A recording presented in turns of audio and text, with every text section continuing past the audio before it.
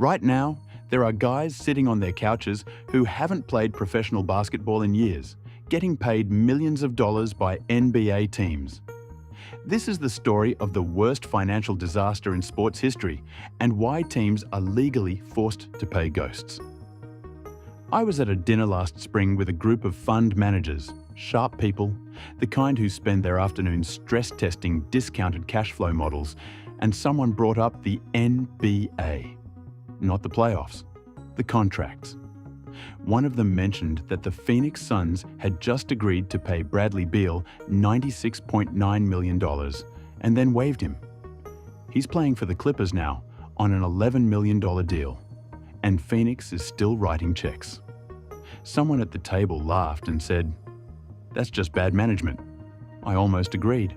Then I started looking at the actual mechanics of how it happened, and what I found wasn't a story about one bad decision. It was a structural incentive problem baked into the league's operating system, one that has been generating the same catastrophic outcome on repeat for over a decade. The pattern maps almost perfectly onto a class of corporate financial decisions that business professionals encounter constantly. The impulse to convert a large, painful obligation into a smaller, longer one, and the compounding cost of doing so. To understand how an NBA team ends up paying someone $22.5 million a year not to play basketball, you need to understand the stretch provision. The NBA salary cap, set at $154.647 million for the 2025 through 26 season, limits what teams can spend on player salaries.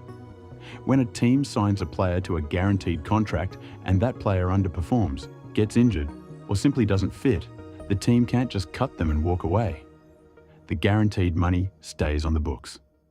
The stretch provision offers an alternative. A team can waive a player and spread the remaining guaranteed salary over a longer period, specifically twice the number of remaining contract years plus one additional season. So if a player has 2 years left on his deal, the team can stretch those payments across 5 seasons. The annual cap hit shrinks. The total obligation does not. Larry Kuhn, the foremost authority on NBA salary cap mechanics, put it plainly. If a team has an underperforming player with 1 season remaining at $12 million, the team can waive him and stretch his salary across 3 seasons at $4 million per season. The analogy that keeps coming back to me is a credit card with a predatory interest rate. You get immediate relief on your monthly statement. You pay more over time. And the longer you stretch, the more future flexibility you give up. Gilbert Arenas is where this story properly begins. On July 13, 2008, Arenas signed a 6-year deal worth $111 million with the Washington Wizards, coming off a major knee injury. The contract rewarded past performance. Arenas had been a 3-time All-Star who had, in his own telling, turned the franchise around. Wizards owner Abe Pollin called him directly, and Arenas later recounted the conversation. He says, "Whatever you want, you did what you said what you were going to do. You got me out of my Jordan era, you turned this franchise around, and I owe you whatever you want." What followed wasn't just a decline. During the 2009 through 10 season, Arenas and teammate Javaris Crittenton allegedly brandished guns during an argument over gambling debts in the team locker room. Arenas was suspended for the remainder of the season. By December of 2010, Washington traded him to the Orlando Magic, who inherited the contract. On December 9, 2011, Gilbert Arenas became the first player amnestied under the NBA's new collective bargaining agreement. Orlando used the amnesty clause, a predecessor to the modern stretch provision, to remove him from their books. But the money was still owed.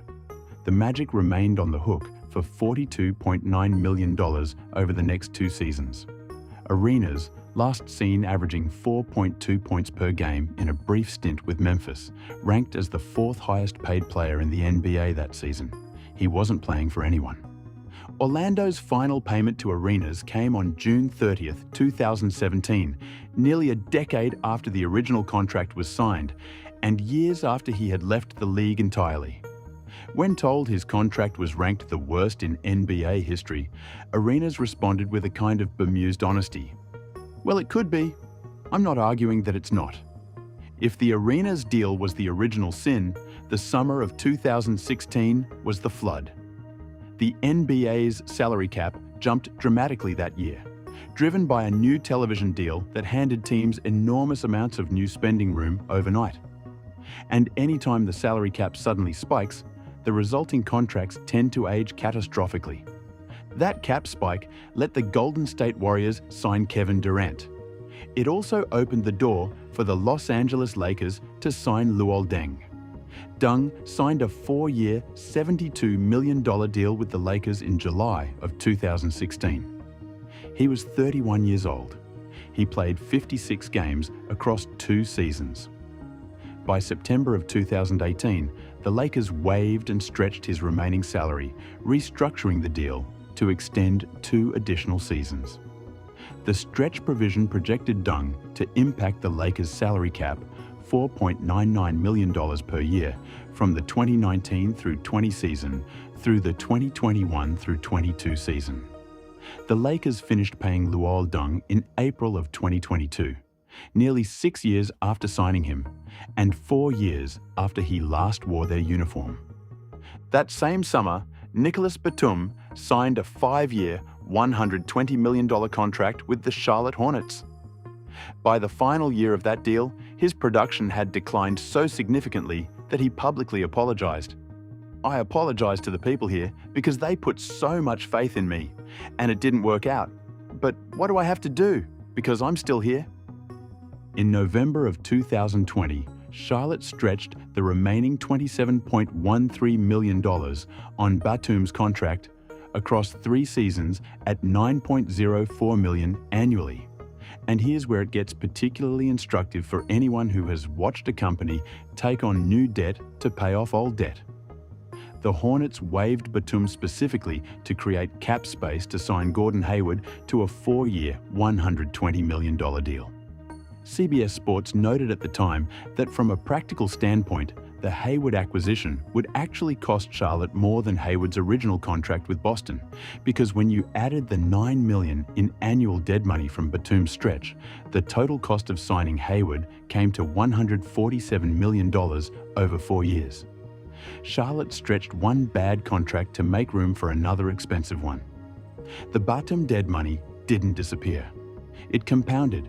The phenomenon reaches beyond headliners. There are players who collected NBA paychecks years after their last game, and in some cases from teams they never played for. Andrew Nicholson hasn't played in the NBA since 2017, yet the Portland Trail Blazers owed him $2.84 million per year through the 2023 through 24 season. He was cashing NBA checks 7 years after his last game. The Detroit Pistons stretched Josh Smith's contract in December of 2014, paying him $5.4 million a year through 2020. For the 2021 through 22 season, Detroit's biggest player paycheck reportedly went to someone who wasn't even on the roster. The Indiana Pacers were still paying Monta Ellis years after he left the league entirely. These aren't anomalies. They're the predictable output of a system where guaranteed contracts meet a salary cap, and the only release valve pushes obligations further into the future. There's a mechanical constraint that makes stretches even more complicated, one that occasionally forces teams into elaborate workarounds just to execute one. Teams are only allowed to stretch 15% of the current salary cap at any given time. This seems like a safeguard until you watch how it plays out in practice. When Phoenix decided to part ways with Bradley Beal in July of 2025, the Suns already carried $3.8 million in stretched money on their books from Nasser Little and E.J. Little. A straightforward waive at Beal's full contract value would have exceeded the 15% threshold, making the stretch illegal. So Beal agreed to reduce his salary by $13.9 million as part of a buyout. He gave back money so that the team paying him not to play could structure the payments in a way that was permissible under the rules.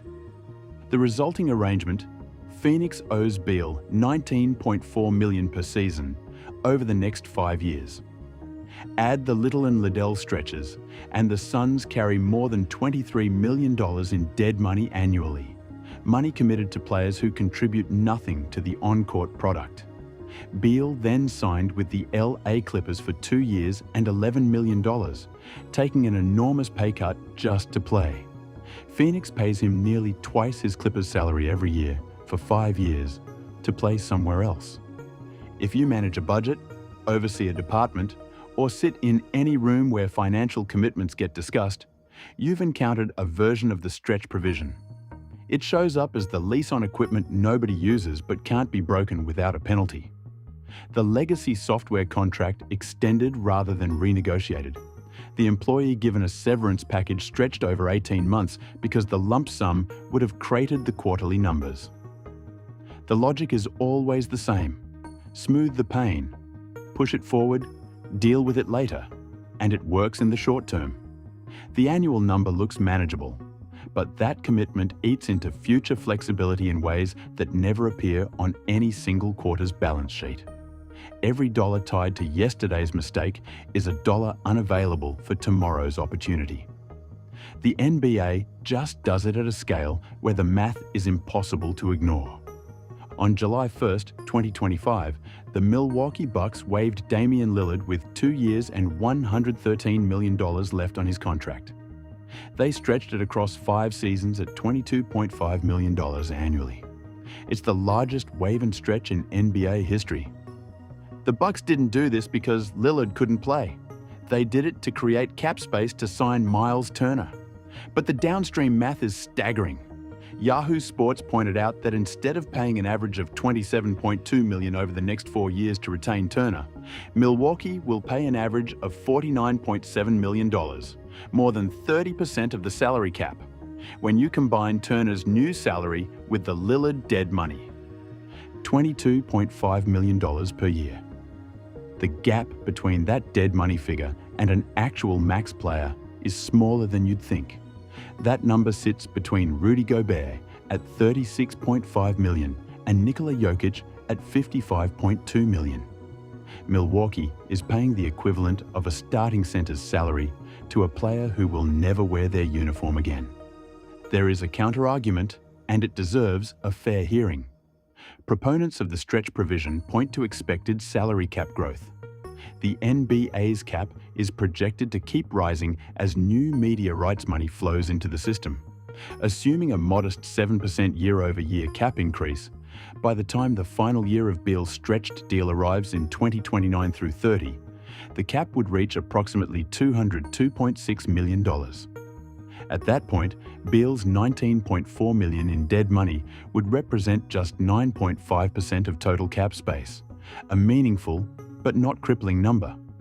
One Western Conference general manager told ESPN's Brian Windhorst that the stretch provision was something that was really being underutilized until recently, adding, "I don't think some teams understood how it could be used as a benefit." That's the optimistic read. It assumes cap growth stays linear and predictable. It assumes no labor stoppages. It assumes the team avoids another expensive mistake during the stretch window that compounds with the existing dead money. And it assumes the opportunity cost of that $9 to $22 million in annual dead money, the signings you can't make, the exceptions you can't use, is negligible. The reason this keeps happening is structural, not personal. NBA general managers operate in a system with 3 specific incentive problems. First, teams can offer their own players larger contracts than any outside team can, which means the incumbent franchise frequently overpays because the alternative is losing the player for nothing. The non-taxpayer mid-level exception, worth $14.1 million in 2025 through 26, with a maximum 4-year value of $60.6 million, is the primary tool for over-the-cap teams to add talent. A stretched contract eating $9 to $22 million of your cap leaves less room to use even these limited exceptions effectively. Second, the new collective bargaining agreement carries luxury tax rates that are prohibitively expensive for repeat payers and teams deep into the tax. The first tax apron sits at approximately $195.9 million. The second at $207.8 million. Teams above the second apron can't use the mid-level exception at all. Dead money pushes teams closer to these thresholds, triggering restrictions that compound the original problem. Third, and most fundamentally, general managers get evaluated on short-term competitiveness. The stretch provision lets you clear cap space now and push the consequences past your own tenure. The GM who executes the stretch gets credit for the free agent signed with the new space. The GM who inherits the dead money 3 years later gets blamed for the lack of flexibility. The incentive to stretch is built into the career cycle of the people making the decision. SpotTrack projections indicate that dead cap spending across the league could rise by 15% this summer as new media rights money enters the system. More money means larger contracts. Larger contracts mean larger guaranteed obligations when those contracts go bad, and larger guaranteed obligations mean larger stretches. The Chicago Bulls face this now with Zach LaVine. If they utilize the stretch provision on his deal, they would spread the remaining $48 million over 5 years, creating a $9.6 million annual dead cap hit through 2031. 6 years of paying for a player who isn't there, and that decision hasn't even been made yet. Meanwhile, Phoenix enters the 2025 through 26 season, carrying over $23 million in combined dead money from Beal, Little, and Liddell. To put that number in context, per Zillow, the average home price in Phoenix is $418,453. The Beal buyout alone, $96.9 million, could purchase 231 homes. Line up the major stretch disasters chronologically, and the pattern becomes unmistakable. Arenas in 2011, Josh Smith in 2014, Dung and Batum originating from the 2016 cap spike. Batum stretched in 2020 to sign Hayward. Lillard and Beal in 2025. The mechanism stays the same. The dollar figures get larger. The justification each time is that the cap is going up, that this specific situation is different, that the short-term relief outweighs the long-term burden. Every corporate restructuring that converts a write-down into an amortized liability follows the same logic. Every lease extension on underperforming real estate. Every severance package paid in installments because the lump sum would have been embarrassing on the income statement. The arithmetic of avoidance is always the same. Make the annual number small enough that nobody asks questions, and hope the future is generous enough to absorb the total. The future is occasionally generous. It is never as generous as the spreadsheet assumes. I keep thinking about that dinner conversation, about the fund manager who laughed and called it bad management. He runs a portfolio that includes several companies carrying amortized liabilities from acquisitions that underperformed 5 years ago. Restructured obligations, smoothed payments, annual charges just small enough to avoid triggering investor scrutiny. He didn't see the parallel because the Suns version comes with a jersey number attached to it, and his version lives on page 47 of a 10K filing. The Milwaukee Bucks will pay Damian Lillard $22.5 million every year through 2029, and not once during that period will he take the court for them. The mechanism isn't basketball. The mechanism is the universal preference for a small, persistent pain over a large, honest one.